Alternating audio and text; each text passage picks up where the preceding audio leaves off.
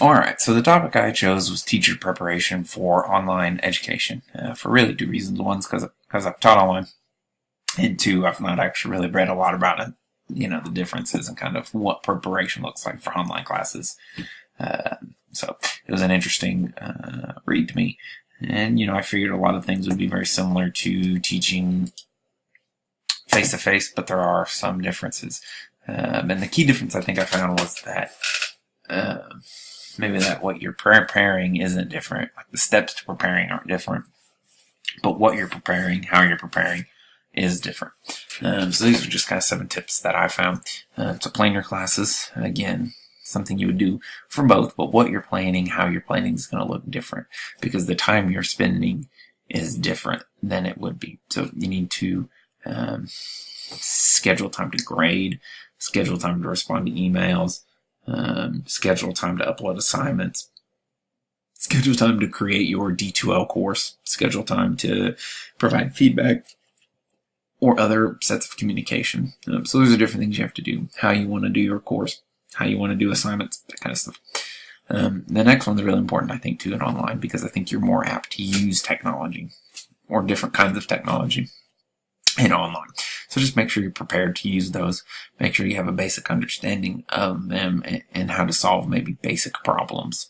Obviously, it says master technology, but in the long run, are we going to be able to master all the technology we use in our classroom? Maybe not, but we should be at least above a novice in terms of using it. And then it's setting up an adequate working environment,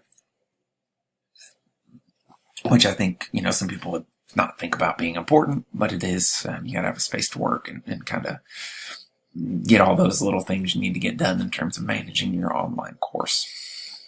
Then obviously your discussions, the way those look, the way you plan those is going to be different than they would be if you're teaching face-to-face, because obviously face-to-face, most of your discussions are happen in class.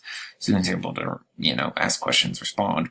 But in an online course, you are going to be having different types of discussions. A common thing I've seen lately is Flipgrid. This allows you to do video discussions where you can post an initial post, response, and all of that. So it's different than your traditional written discussion. I've also seen synchronous discussions, which are hour and a half long discussions where the whole class is in kind of a chat room and you kind of have this back and forth discourse. So there's different ways to stimulate those and kind of make them feel innovative to the students and different to keep them engaged and hopefully motivated. And then communicate regularly. This can look in a lot of different forms. It can be video, written, all of that. So just make sure you set time to do that, whether it be providing feedback on assignments, preparing students for assignments. Make sure you set time aside for that because it is different than, maybe what you do in face-to-face. Because face-to-face, you have 2 or 3 meetings a week where you see the students, where you're able to communicate with them those things. So you don't have to set as much time aside to kind of formulate those communications. And then the last one is also important in terms of asking for help and feedback. I think it's always important to motivate your students, but asking for help, asking for feedback, I think that's really key in online classes because you're going to be doing different things. You're going to try different things, I think. And a lot of the things you may do may be different or new to students. So asking them what their feedback is, what you can do to help them better understand it in the future, or better have access to the material in the future, whatever that may be. I think it's really important to make sure you do those things in online. So an article I found that kind of more arguing if more training is needed to teach online. And their argument was, yeah, there is, because it's not the same process. It's not the same skill set. It's not the same training as teaching face-to-face. And so their argument was, yeah, you do need more training. And they were saying even if you teach the same course face-to-face that you teach online, you can't just mirror that information or mirror that course schedule because you're going to have to do different things because you're not having those weekly meetings. So whether that be discussion boards, whether that be weekly assignments, whatever that be, things are going to look and feel different.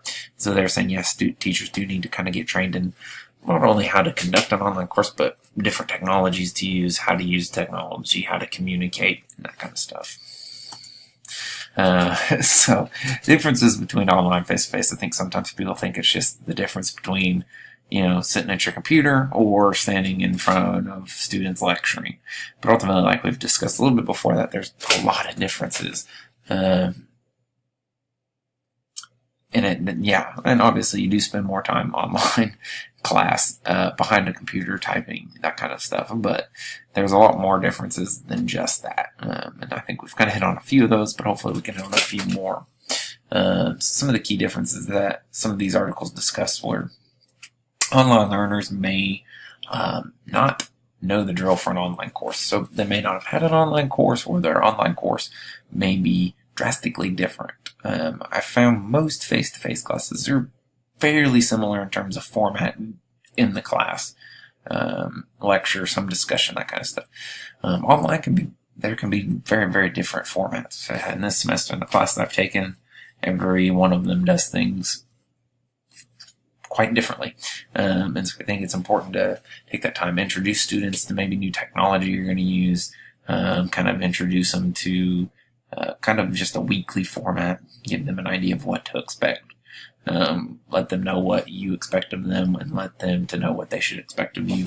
That kind of stuff, which some of that you do face-to-face, but I think it's even more important to really take a lot of time to do that, especially if you're going to use different forms of technology, to take time to introduce your students to that. Another one that's important is to create a course Q&A discussion section. I think we have that in this class as well. Some people label it as like a water cooler, and they just say it's a place to ask questions, voice concerns, that kind of thing. And it's a good thing because you can have students answer those questions as well, but it's also a place for you to kind of gauge like other students where they're at. Because most of the time if people post something in those, it's like, hey, I'm having an issue with this assignment, other students will chime in and go, yeah, I was confused about that too. So it kind of gives you an idea of maybe where there's a lack of clarity, or maybe where there's some concern as well. And I think it's also really important, like I've talked about technology, is to provide supports for that, whether that be links, whether that be like troubleshooting documents, whatever that may be for the technology you're going to use. Make sure you provide students with the resources to solve any of those problems, where if you're maybe not able to respond right away, they can hopefully reach somebody or read something that helps them solve whatever problem they're having. And then lastly, I think it's really important to set check-in points. Face-to-face, you have weekly meetings basically in class where you can kind of check in, and they can check in as well. And so I think teaching online, you have to set time aside for yourself to check in, whether that be saying, hey, what's going on? How's everybody feeling? Or providing direct feedback on an assignment, or just saying, hey, here's what we're going to be doing next week. Kind of start looking forward to this. Go ahead and read this chapter. So set those little check-ins that you would typically do face-to-face, but you have to, either you can do it, through an email, through a news item, or, in video, but set those time aside to do that. And then communication. It's always key, but I think it's even more of a key for online, and it's going to look different when teaching online compared to face-to-face. And so you have to make sure that your language is clear, and that you're very direct in terms of asking students if what you've said makes sense, or if the question you've answered has been answered. So you have to be direct in that, because you can't get the body language that you would typically get in a face-to-face class. So you have to be very clear and very direct in that sense. Because if you say, hey, here's the answer to your question, you're not going to get that uncertain look on their face that you would get face-to-face, hopefully, or that still confused look. So it's important to be direct and make sure you're being clear, and then ask that you are clear. Ask, hey, that makes sense. Does that help? Make sure that they're getting closer to understanding. So like I said, be clear and be direct. And then be as quick as possible in terms of responding to students' questions. Because those typically are very time-sensitive emails in terms of getting assignments done. And usually in online classes, you have a few more assignments than you would face-to-face, because you don't have those weekly meetings. And so it's really important to be very quick on that, because they likely do have something that's due, and their questions probably fairly closely tied to that. And then provide feedback. Again, something you should do both, but it's going to be different. You're not going to be able to provide that face-to-face, and you're going to have to kind of set time aside and figure out if you want to provide whole group feedback on assignments or provide each individual person feedback. And I think that kind of ties into the last thing I talked about in terms of time spent. But here's some ways to provide content, because I think that's a debate in terms of online. Like, obviously, face-to-face, you can do lectures, you can provide little videos as well, and you can do PowerPoints, but you're going to lecture, and you're going to have that, hopefully, discussion as well in the class. So the way you provide content may not vary as much. But in terms of online, there's different things you can prepare. You can prepare PowerPoint. You can do videos of your own. You can do video lectures, or you could also just provide supplemental videos like TED Talks. And then obviously, typically, you're going to have a textbook, or you could do, some articles more than a textbook, kind of like in this course. And then, like I said, tape lectures. So you can still lecture.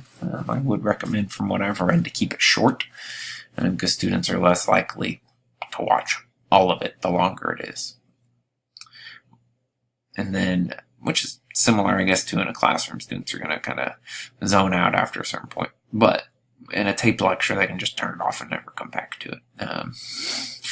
And there's no way for you to know or to draw their attention back in at that point. So keep them short, 5, 10, 15 minutes.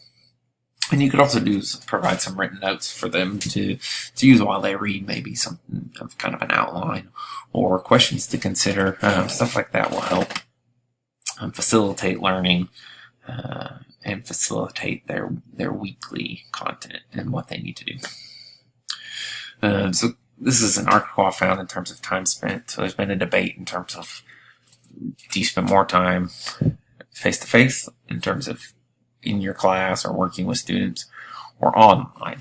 And so kind of what this research article I found is that face-to-face instructors tend to spend more time interacting with students, whereas the online teacher spends more time evaluating students and their work. So basically, they're just saying the support teachers provide is different. Both teachers are providing support to their student, working with their student, but it's different. And it really says that really, ultimately, if you're teaching a class online, if you're teaching a class face-to-face, the time spent doing that should be fairly equal. However, the argument they made is that some people may see the work they're doing in the online class to be more challenging. Obviously, evaluating student work for many people is more mundane and more challenging than interacting with students or lecturing. So even though the time may be equal in terms of how much time you spend, you may feel like teaching online is more time consuming because what you're doing is more challenging. So here's some of the resources that I've found and used in my PowerPoint. I think it's interesting to kind of see some of the differences, some of the similarities in terms of preparing for an online course. There's a lot of time spent behind closed doors, as they say, kind of getting assignments ready, getting a course site ready, and kind of determining all those things you want to do throughout the semester. So I look forward to kind of the discussion with this, and I encourage you guys to check out these resources because there's even more information in there than I provided. So hope everybody has a great week, and thank you for watching.